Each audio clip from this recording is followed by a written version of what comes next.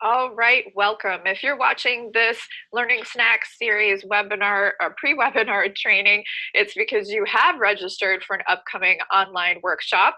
And my name is Nicole Joette Nelson. I'm an executive coach and founding consultant at Nelson Consultants. I am very excited to be with you here today. As explained in video one, the purpose of this couple videos here that we try to keep under 10 minutes is just sort of to prime the pump so that when you do hop on the virtual workshop, you'll be raring and ready to go with already an open mind and some new insights. So let's get started. Today I created another infographic for you.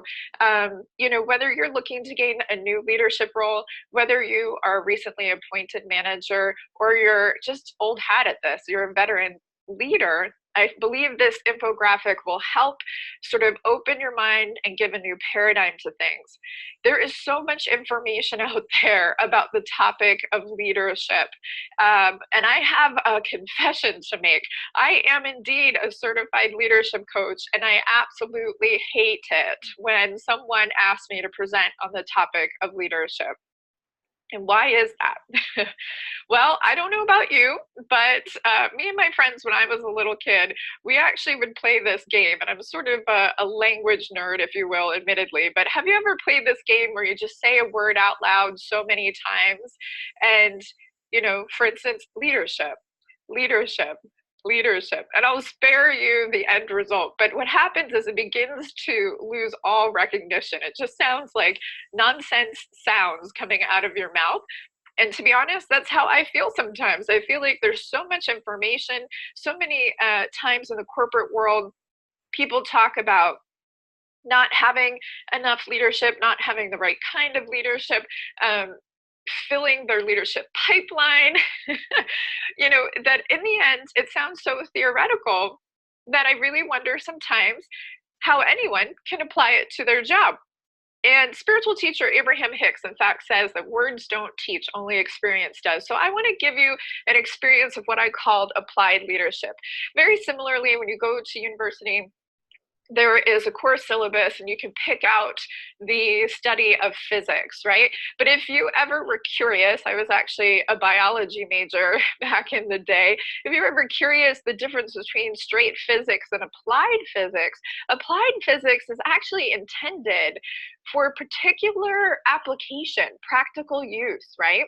And so in that vein, today I'd like to introduce you to applied leadership. It's an attempt to really take all of the topics that people love to write about and blog about and train about and put it into something actionable. So, and granted, I'm going to tell you this is a lot to try to cover in under 10 minutes. Once again, I will give you my contact information if ever you'd like to dive deeper into one of these specific parts of the framework. So what is the applied leadership framework? Well, let's take a look at this. First of all, there's a lot of conversation about values, right? We talk about best practice for organizations is to have core values. So that's where I'd like to start, actually. When you're a leader, you need to be able to name, claim, and then consistently and congruently uphold your corporate values. And this, again, going back to video one, if you don't understand what it means to uphold a value, the applied leadership here is in your actions. And so this takes a lot of self-awareness. This also takes mechanisms that need to be placed within the organization as a checks and balance for each individual in your collective to be able to congruently uphold their values. It also requires that each individual manager works with their direct reports to ensure that they're on board with those values. Do they share those values? And admittedly, this is not easy. This is at the crux of every divorce, if you ask me. That very often, the way people express values, even if they're commonly held values, might be quite different. And also, just it's something we don't talk about very often unless you're really, really interested in human growth and potential and relationships, the nature of relationships, identifying what a person's values are and watching here's the key takeaway. You watch what they do more than what they say. So applied leadership in the area of values, it starts there. And then once you understand what your core values are, this is actually where a lot of times executive coaches like myself are brought in to craft a vision. Executive coaches are a lot like the project manager of your leadership life. We help you clarify your vision, get clear on the direction you want to go in, and then be able to take action to make sure that the organization as a whole communicates via its internal marketing mechanisms, compelling purpose, what promise it makes to its employees about the experience they'll have there, what promise it makes to its customers about the experience it will have with the organization as well. Then, we apply leadership in terms of strategy, right? So once you understand your core values, you know who you are as a leader, you know who you are as an organization, and then you're applying that through your vision of what you want to create in the world. How do you want to make change in this world? And you can do this at the individual level as a leader, and you can do this obviously and must do at the organizational level. Then we move on to strategy. So, let's lay out the action plan, the action steps to get that vision to materialize in the hear it, taste it, touch it real world, right? And then let's define, how do we know we've won? Many people have this idea of what they want to create in the world, but they don't know what are the markers that indicate to me that I've gotten there, as a leader of an organization. And so each individual working for an organization needs to understand clearly, what are the milestones? What are the signposts that indicate that we are indeed succeeding in what we set out to do? And then, of course, we track our progress along the way. And this is where, if any of you have read the book, The 12-Week Year, it's very in vogue right now to take 90-day cycles and work small objectives in 90-day cycles so that you can really feel the progress and make a difference. This is where in the 12-week year, they talk a lot about value versus volume metrics. I was working in an organization where they were just incredibly proud that they had put together, a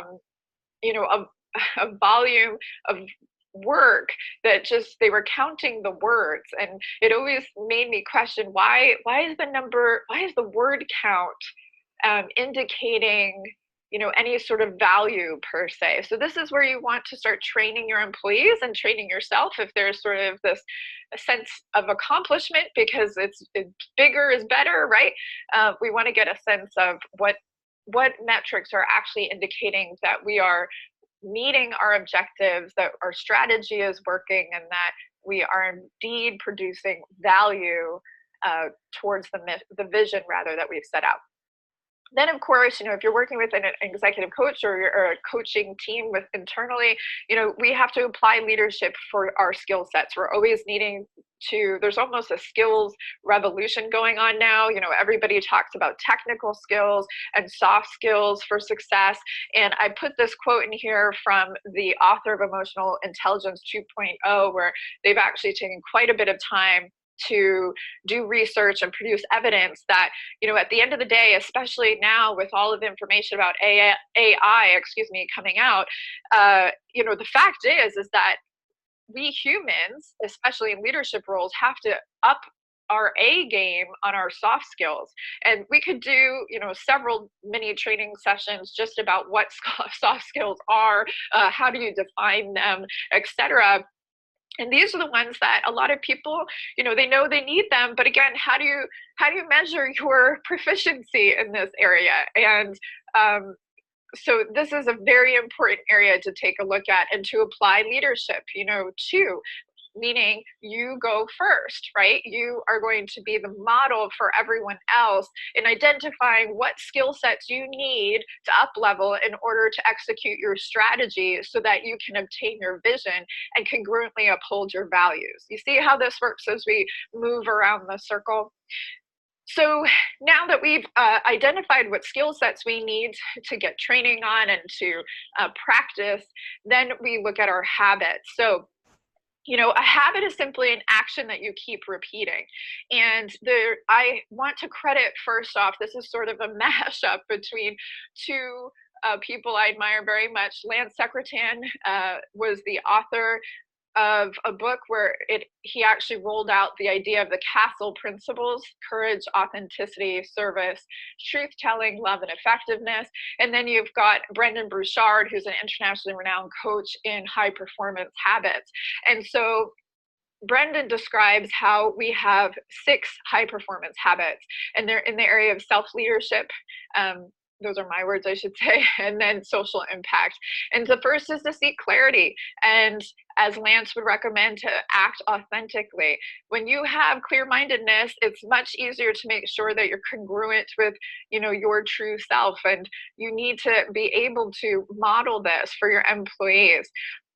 For high performance is also hinged on generating energy and raising necessity. And I added of serving. So servant leadership is not a new concept in the 21st century. After the industrial age, it became absolutely imperative, and especially with the onset of the largest generation in the workforce right now, millennials, who are very clear that they believe business is the way for social change and to change the world.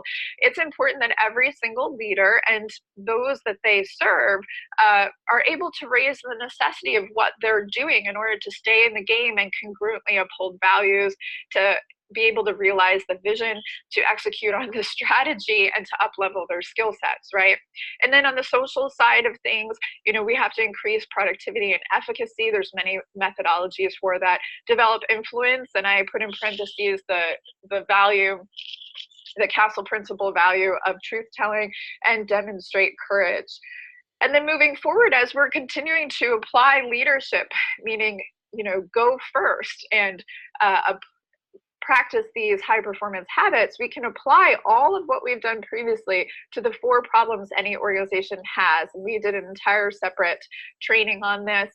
In video 1, we mentioned that the only 4 problems that any single organization have is people problems, process problems, product problems, which all result in profit problems. However, if we take a keen look at all of it, every single one, with a very minor exception of profit problems and pricing strategy, all of this can be dialed back to people.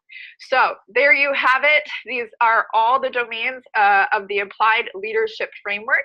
I am very excited to share even more and dive deeper into one specific area of this Applied Leadership Framework for you at the training. Meanwhile, if you have any comments or questions, feel free to reach out to me directly, and I will see you on the webinar.